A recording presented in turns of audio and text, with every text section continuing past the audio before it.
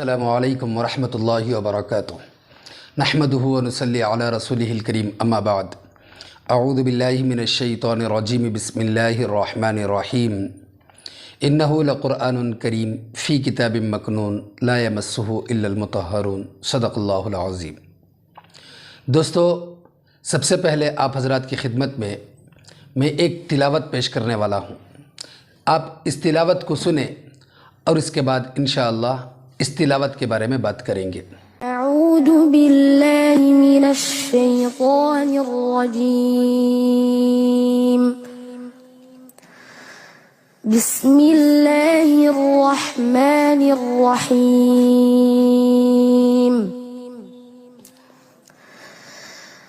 وَلَقَدْ ضَرَبْنَا لِلنَّاسِ فِي هَذَا الْقُرْآنِ مِنْ كُلِّ مَثَلٍ لَعَلَّهُمْ يَتَذَكَّرُونَ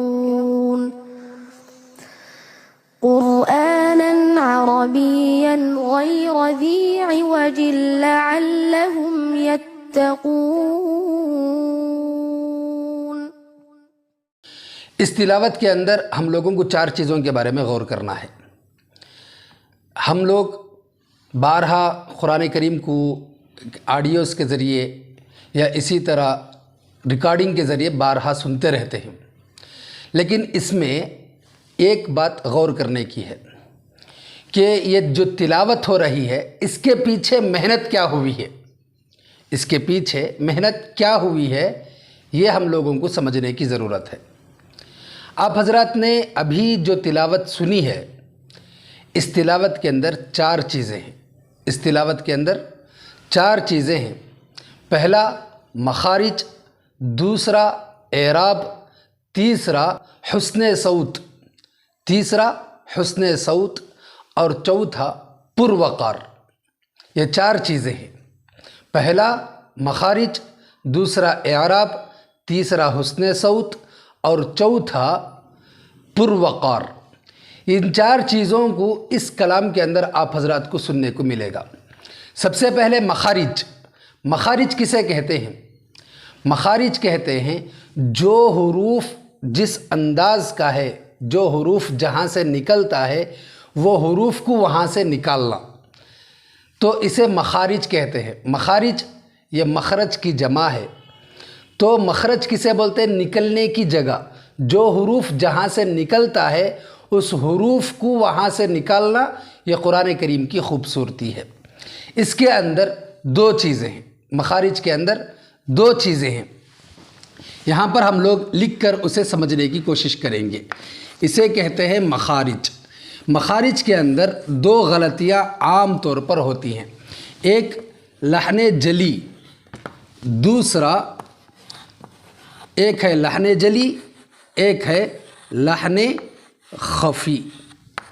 ایک ہے لحن جلی، دوسرا لحن خفی۔ مخارج کے اندر مخارج کا قاعدہ یہ ہے کہ قرآن کریم کے اندر جو حروف جیسا ہے اسے اس طریقے سے نکالنا، یہ قرآن کریم کی خوبصورتی ہے۔ اگر جو حروف جیسا ہے اسے اس طریقے سے نہیں نکالے تو اس کے اندر 2 غلطیاں ہو سکتی ہیں۔ ایک لحن جلی ہے، ایک غلطی کا نام لحن خفی ہے۔ لحن جلی کے ساتھ پڑھنا حرام ہے، لحن جلی کے ساتھ پڑھنا حرام ہے، اور اسی طرح لحن خفی کے ساتھ پڑھنا مکروہ ہے۔ لحن خفی کے ساتھ پڑھنا مکروہ ہے۔ اب لحن جلی کسے کہتے ہیں؟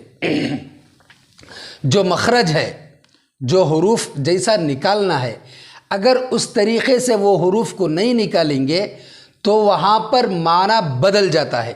جیسے مثال کے طور پر الحمد ہے، جیسے الحمد ہے، الحمد کا جو حا ہے اسے حا کے طریقے سے ہی نکالنا ہے۔ اور دوسرا الحمد ہے، یہاں پر جو پہلے حا تھی اس حا کو ہٹا کر ہا کو داخل کر دیا گیا، ہا کو شامل کر دیا گیا، جس کی وجہ سے الحمد کی جگہ الحمد ہو گیا۔ اب یہاں پر یہ لحن جلی کا حکم لگایا جائے گا اور لحن جلی کے ساتھ پڑھنا حرام ہے۔ اسی طرح کئی مثالیں ہیں۔ اب یہ لحن جلی کی مثال ہو گئی، لحن خفی کسے کہتے ہیں؟ زبر زیر پیش کے اندر ایسی غلطی کرنا جس کی وجہ سے کہ معنی تو نہیں بدلتا، معنی تو نہیں بدلتا، آیت بھی نہیں بدلتی، لیکن ایسا پڑھنا مکروہ ہے۔ اب اس کا جو سبجیکٹ ہے وہ انشاءاللہ دوسری جو شکل ہے اعراب، اس کے اندر آپ حضرات کو ملیں گی۔ اب یہ مخارج اتنے اہم ہیں۔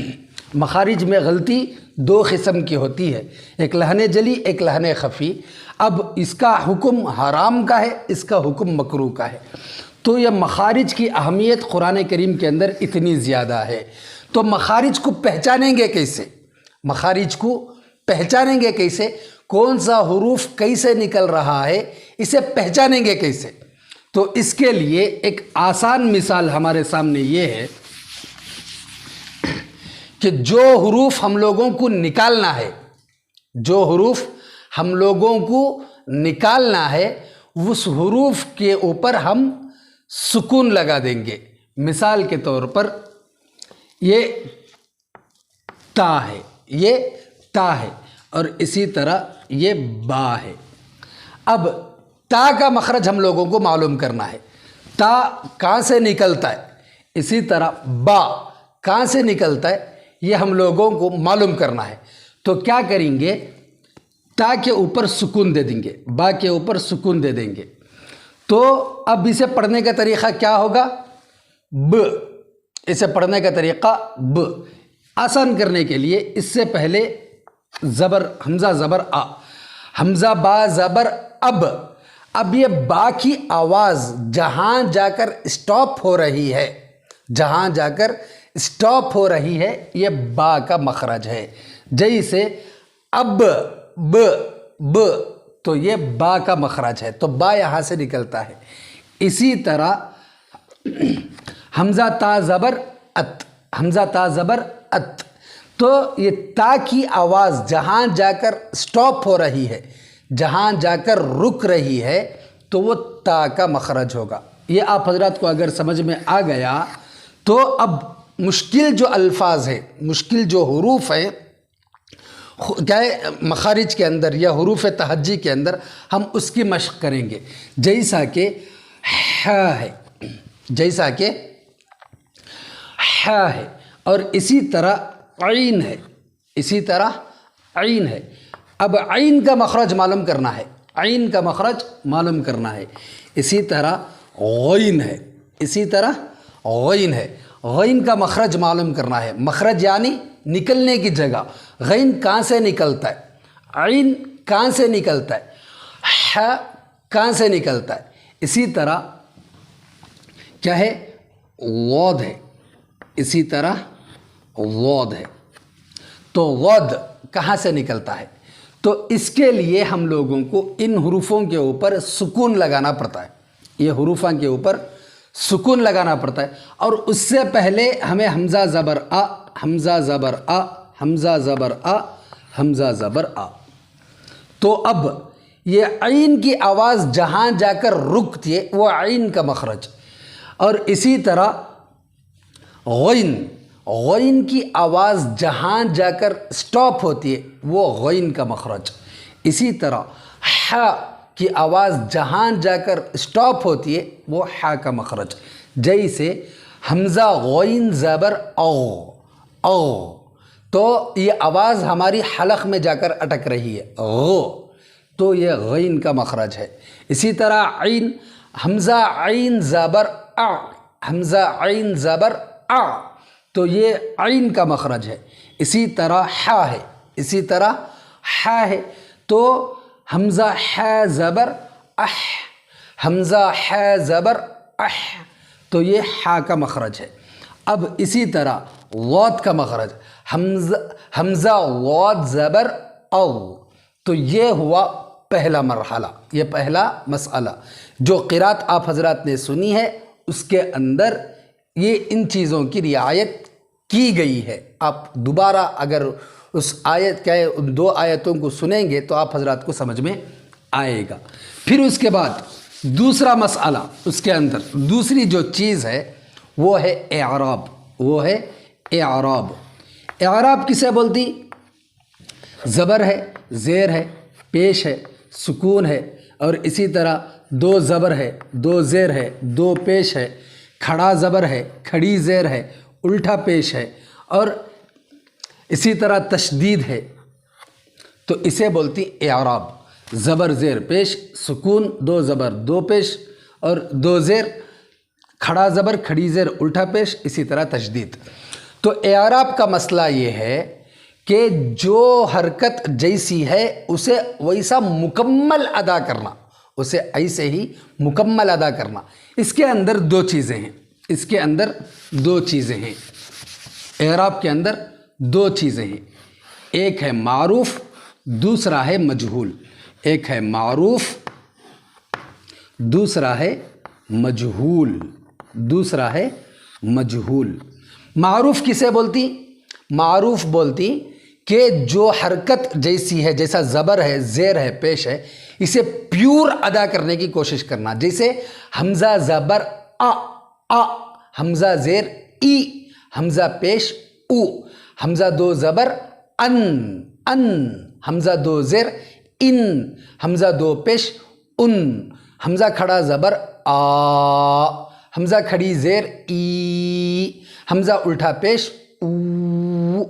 تو جو اعراب جیسا ہوتا ہے، اعراب بولتے ہیں زبر زیر پیش کو، جو حرکت کیا ہے آیتوں کے اوپر ہے یا نیچے ہے، ان حرکتوں کو اسی مکمل طریقے سے ادا کرنے کی کوشش کرنا، اسے کہتے ہیں معروف۔ مجہول کسے بولتی؟ مجہول کہتے ہیں ان حرکتوں کو کیا ہے تھوڑا بھدے آواز میں، بھونڈے آواز میں پڑھنا۔ جیسے حمزہ زبر آ، حمزہ زیر ای، حمزہ پیش او، تو یہ مجہول ہے، اسے مجہول کہتے ہیں۔ یہ بھونڈا آواز ہے، یہ بھدا آواز ہے۔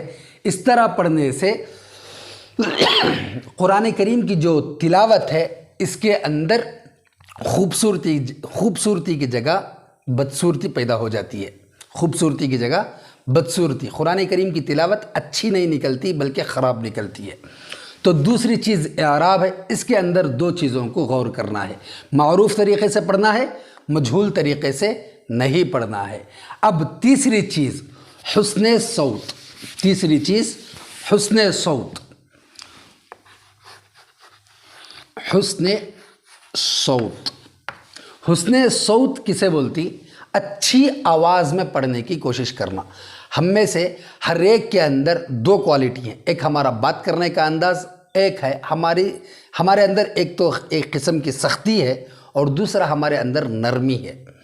تو نرم انداز میں خوبصورتی کے ساتھ تلاوت کرنا یہ قرآن کریم کو خوبصورت بنا دیتا ہے، کیونکہ قرآن کریم یہ اللہ کا کلام ہے، قرآن کریم اللہ کا کلام ہے، اور اللہ کا کلام ہے تو مطلب یہ ہے کہ جب ہم قرآن کریم پڑھ رہے ہیں تو گویا اللہ سے بات کر رہے ہیں، اللہ سے بات کر رہے ہیں۔ حدیث کے اندر آتا ہے کہ اللہ کے نبی صلی اللہ علیہ وسلم نے فرمایا کہ جب بندہ قرآن کریم کی تلاوت کرتا ہے تو خود اللہ جل شانہ اس کی تلاوت کو سنتے ہیں۔ تو بندہ اپنے پاک پروردگار کو اپنا کلام سنا رہا ہے، اپنی تلاوت سنا رہا ہے، تو یہ کس انداز میں سنائے گا؟ تو یہ کس انداز میں سنائے گا؟ ظاہر بات ہے کہ نرم انداز سے حسن صوت کے ساتھ ایک اچھی خوبصورت آواز میں تلاوت کرنے کی بندہ کوشش کرے۔ تو یہ تیسری چیز ہوئی حسن صوت۔ اب یہ جو تلاوت آپ حضرات نے سنی ہے، اس تلاوت کے اندر آپ حضرات کو یہ چیز دیکھنے کو ملے گی۔ یہ ہر ایک تلاوت کے اندر آپ جو بھی تلاوتیں قرآن کریم کی آپ کیا ہے اپنے موبائل کے ذریعے یا لیپ ٹاپ کے ذریعے یا کسی بھی ذریعے سے آپ جو سن رہے ہیں اس کے اندر یہ چیز ضرور ہوتی ہی ہے۔ تو تیسری چیز ہوئی حسن صوت۔ چوتھا ہے پروقار، چوتھا ہے پروقار۔ پروقار کسے کہتے ہیں کہ قرآن کریم کا جیسا ادب ہے، جیسا احترام ہے، جیسا اس کی عظمت ہے، یہ تمام کی تمام چیزوں کا لحاظ کرتے ہوئے پڑھنا۔ جیسا قرآن کریم کے اندر اللہ تبارک و تعالیٰ نے فرمایا اِنَّهُ لَقُرْآنٌ کریم، یہ قرآن کریم ہے، یہ اللہ تبارک و تعالیٰ نے تاکید کے ساتھ اس جملے کو بیان فرمایا۔ تو مطلب کیا ہے کہ قرآن کریم کی ایک ویلیو ہے۔ قرآن کریم ایسا نہیں ہے کہ جیسا ہم انگریزی کتاب یا کنڑا کتاب یا اسی طرح دیگر کتابیں جیسا ہم لوگ پڑھتے ہیں اردو کی کتابیں، ایسی ایک نارمل کتاب قرآن کریم نہیں ہے، بلکہ یہ اللہ کا کلام ہے، یہ اللہ کا کلام ہے۔ تو یہ اللہ کے کلام کو اپنے دل میں اس کی عظمت کو رکھتے ہوئے ایک پروقار انداز میں قرآن کریم کی تلاوت کو قرآن کریم کی تلاوت کو کرنے کی اور اسی طرح قرآن کریم کو پڑھنے کی کوشش کرنا چاہیے۔ تو یہ پروقار انداز میں، پروقار میں آداب آتے ہیں، پروقار میں اس کے اندر ایک چیز آتی ہے، ہمارے اندر قرآن کریم کو تلاوت کرنے کا وقار کیسے پیدا ہو، اس کی عظمت کیسے پیدا ہو، تو اس کے لیے ہم لوگوں کو قرآن کریم کے آداب کو سامنے رکھ کر پڑھنے کی ضرورت ہے۔ قرآن کریم کو آداب کے ساتھ، اب قرآن کریم کے آداب کیا ہیں، انشاءاللہ ہم اگلے ویڈیو میں آپ حضرات کے سامنے اس کی وضاحت کریں گے کہ قرآن کریم کے آداب کیا ہیں، قرآن کریم کے آداب کیا ہیں، اس کی عظمت کیا ہے، اس کا وقار ہمارے دلوں کے اندر کیسا ہو، اور اسی طرح ہم جیسے تلاوت کر رہے ہیں اس کے اندر ایک وزن کیسے پیدا ہو، تو اس کے لیے ہم لوگوں کو آداب کی رعایت کرنے کی ضرورت ہے۔ تو یہ جو تلاوت آپ حضرات نے سنی ہے یا اس کے علاوہ جتنی تلاوتیں آپ سن رہے ہیں، اگر آپ اسی طریقے کی تلاوت کرنا چاہتے ہیں تو آپ حضرات کو ان 4 چیزوں کے اوپر مشق کرنے کی ضرورت ہے، ان 4 چیزوں پر پریکٹس کرنے کی ضرورت ہے۔ اگر ان پر پریکٹس ہو گئی تو انشاءاللہ آپ کی آواز اور اسی طرح آپ کی جو قرات ہے وہ خود بخود ایک خوبصورتی اپنے اندر پیدا کر لے گی۔ تو آج کے ویڈیو میں آپ حضرات کے سامنے اتنا ہی عرض کرنا تھا کہ تلاوت جو ہم سن رہے ہیں اس کی پریکٹس کیسے کرنی ہے، اس کے لیے ہم لوگوں کو کیا کیا اختیار کرنا پڑتا ہے، ان کے اسباب کیا ہیں، ان اسباب پر آج ہم نے بات کی۔ اب دوسری بات یہ ہے کہ ہم لوگ کئی مرتبہ قرآن کریم کی تلاوت کو سنتے ہیں تو اس میں ہم لوگوں کو ایک مزہ، ایک لذت آتی ہے، تو لہٰذا ہم لوگ کیا کرتے ہیں، اس کے اوپر جیسا وہ قرات ہے اس طریقے سے ہم لوگ پڑھنے کی کوشش کرتے ہیں، اس طریقے پر پڑھنے کی ہم لوگ جب کوشش کرتے ہیں تو کیا ہوتا ہے، جب ہم لوگ ان 4 چیزوں کے اوپر غور نہیں کریں تو وہاں پر قرات تو ویسی آ جائے گی لیکن کہیں معنی بھی بدل سکتا ہے، اور اسی طرح کیا زبر زیر پیش میں بھی غلطی ہو سکتی ہے، کہاں کھینچنا کہاں نہیں کھینچنا، اور اسی طرح کیا لفظی غلطی بھی ہو سکتی ہے، معنوی غلطی بھی ہو سکتی ہے۔ تو لہٰذا ہمیں یہ 4 چیزوں کے اوپر مشق کرنے کے بعد ہمیں اس تلاوت کو اسی طریقے سے پورا کرنے کی کوشش اور فکر کرنی چاہیے۔ تو انشاءاللہ ہمارا جو اگلا ویڈیو آپ حضرات کی خدمت میں ہوگا یہ آداب کے سلسلے میں ہوگا، قرآن کریم کے آداب کیا ہیں، قرآن کریم کو کیسے پڑھا جائے اور اس کی عظمت کو ہمارے دلوں کے اندر کیسے لایا جائے۔ انشاءاللہ ہم اگلے ویڈیو میں آپ حضرات کی خدمت میں یہ پیش کرنے کی کوشش کریں گے۔ آپ حضرات سے درخواست ہے کہ آپ ہمارے اس ویڈیو کو ان لوگوں تک پہنچائیں جو لوگ واقعتاً قرآن کریم کو سیکھنے، سمجھنے اور اس پر عمل کرنے کی جو کوشش کر رہے ہیں، اس کی جو پریکٹس کر رہے ہیں، ان حضرات تک پہنچانے میں آپ ہماری مدد کریں۔ آپ اس ویڈیو کو زیادہ سے زیادہ لوگوں تک شیئر کریں، اسے لائک کریں، سبسکرائب کریں، اور اسی طرح اپنے ذہن کے اندر اگر کوئی سوال ہے تو بلا جھجک آپ حضرات کمنٹس کے ذریعے سے پوچھ سکتے ہیں۔ اللہ تبارک و تعالیٰ سے دعا کریں کہ اللہ تبارک و تعالیٰ ہم لوگوں کو قرآن کریم کو صحیح انداز سے پڑھنے اور سمجھنے اور اس پر عمل کرنے کی توفیق عطا فرمائے۔ السلام علیکم ورحمۃ اللہ وبرکاتہ۔